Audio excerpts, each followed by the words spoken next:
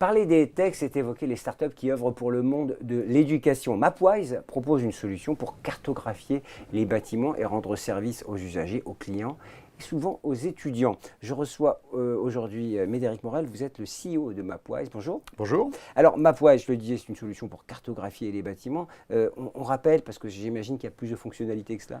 Oui, alors Mapwise, c'est un éditeur de logiciels. Donc on fabrique un logiciel qui permet de récupérer les plans des bâtiments, généralement les plans des constructeurs, les plans d'architectes, de les digitaliser et ensuite de rajouter des informations sur ces plans, des informations dynamiques, et de les mettre à disposition par l'intermédiaire d'une application mobile, d'un site web ou encore de bornes à l'intérieur des bâtiments.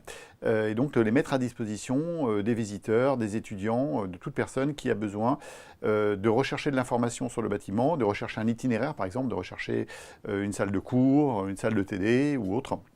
Alors évidemment, plus le bâtiment ou le campus est grand, plus l'intérêt de la solution est évident. Alors pourquoi je vous ai invité? Pourquoi?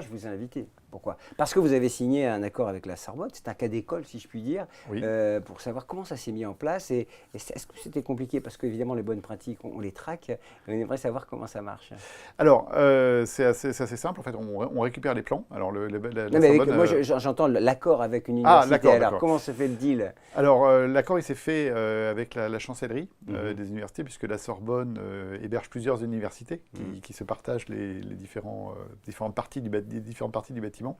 Donc on a travaillé avec les équipes qui s'occupent des services partagés, notamment réseau, et donc c'est avec eux qu'on a déployé cette solution. Puisque le bâtiment est occupé par plusieurs universités, il faut travailler avec les services généraux.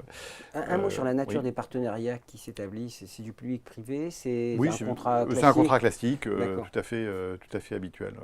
Vos interlocuteurs au sein des établissements, c'est la grande question quand on parle de transformation digitale au sein des universités, c'est quels interlocuteurs on a? Le VPNUM, le DSI, les équipes en charge des nouveaux projets? Alors je vous répondrai que ça dépend. Je vois votre sourire que ce n'est pas si simple. Non, en fait, ça dépend du contexte.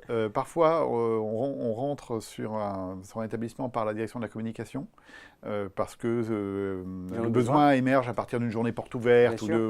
Souvent, les campus sont utilisés pour des conférences également. Donc parfois, c'est pour des usages d'abord annexes au départ, un événement précis, un forum d'emploi, une journée porte ouverte. D'autres fois, c'est par la DSI.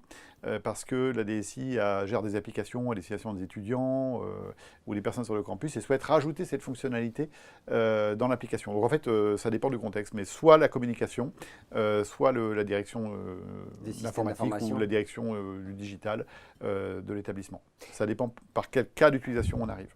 Et les usages, en fait, ça rentre par l'usage, j'imagine, le client final. C'est une problématique que vous avez croisée au sein des universités, puisque là, c'est ce qui semble émerger. Alors la problématique, en fait, elle est simple, vous avez des campus qui sont grands, vous avez d'un côté des plans des bâtiments, de l'autre côté les emplois du temps. Oui. Donc avec Mapwise, vous pouvez tout à fait mixer les deux, c'est-à-dire afficher à une heure donnée le cours qui a lieu à un endroit, et donc par le moteur de recherche, récupérer cet emplacement très facilement. Donc on évite de se perdre déjà dans les bâtiments, on arrive à l'heure. Il faut voir aussi que dans les établissements d'enseignement supérieur, il n'y a pas que les étudiants.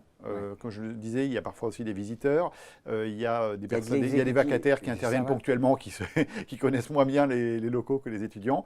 Donc plus les locaux sont grands, plus il y a ce besoin de s'orienter dans le bâtiment et de fournir des services. Et la particularité de notre plateforme, c'est sa capacité à mixer d'une part les plans des bâtiments, mais on ne met pas que à disposition des plans des bâtiments, mais également des informations dynamiques sur les salles, sur les cours, sur les horaires. Est-ce que la punchline de tout ça, c'est l'expérience? L'expérience qu'on vit sur le site? Absolument, ça fait partie de l'expérience, alors du volet digital de l'expérience du visiteur, du professeur, de l'étudiant à l'intérieur du site. Votre expérience, vous êtes un pure player, vous êtes dans la techno. Oui, absolument. Oui. Est-ce que votre sentiment quand vous travaillez avec les gens des universités, c'est qu'ils ont un degré de maturité avancé sur ce thème? Assez, oui, parce que nous, on est dans le secteur du bâtiment connecté, du smart building, et le bâtiment est un peu une des dernières frontières où les services digitaux ont du mal à rentrer, parce qu'il y a une chaîne de valeur qui est très éclatée, qui va du promoteur jusqu'au locataire dans des bâtiments. Et l'avantage avec les établissements d'enseignement supérieur, c'est que souvent, vous avez une organisation qui gère des locaux très, très importants. Ce n'est pas éclaté en termes de gouvernance, donc c'est plus facile pour nous à déployer. Donc, paradoxalement, c'est vrai que les établissements d'enseignement supérieur, je dirais, ont un taux d'équipement, entre guillemets, en services digitaux que je constate est plus élevé que, par exemple, les sièges sociaux. D'accord. Alors après, c'est vrai que souvent des campus sont de taille très importante, donc la taille du campus entraîne le besoin également. Est-ce que tout le monde a ce souci de l'expérience?